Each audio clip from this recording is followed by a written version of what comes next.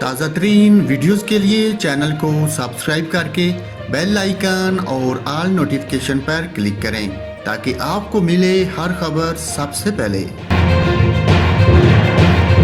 ناظرین، وزیر اعلیٰ سندھ مراد علی شاہ کی زیر صدارت کورونا کی صورتحال پر صوبائی ٹاسک فورس کے اجلاس میں اہم فیصلے کیے گئے۔ فیصلہ کیا گیا کہ کراچی میں کورونا کے پھیلاؤ کی شرح میں مسلسل ریکارڈ اضافے کے باوجود تعلیمی ادارے کھلے رہیں گے۔ کراچی سمیت سندھ بھر کے شادی ہاؤس، مارکیٹس اور عوامی مقامات پر ماسک پہننے کو لازمی قرار دیا گیا۔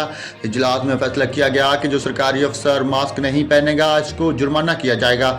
جرمانے میں 1 دن کی تنخواہ کی کٹوتی کرنے پر بھی تجویز کی گئی۔ مارکیٹس میں صرف ویکسینیٹڈ افراد کے داخلے کی اجازت ہوگی، جبکہ انتظامیہ کے لیے ویکسینیشن کارڈ کا ریکارڈ چیک کرنا لازمی ہوگا۔ سندھ ٹاسک فورس نے شادی کی تقریبات میں کھانا باکس میں دینے کی ہدایت کی۔ وزیر اعلیٰ سندھ کا کہنا ہے کہ کورونا کیسز میں اضافہ احتیاطی تدابیر نہ اپنانے کا نتیجہ ہے۔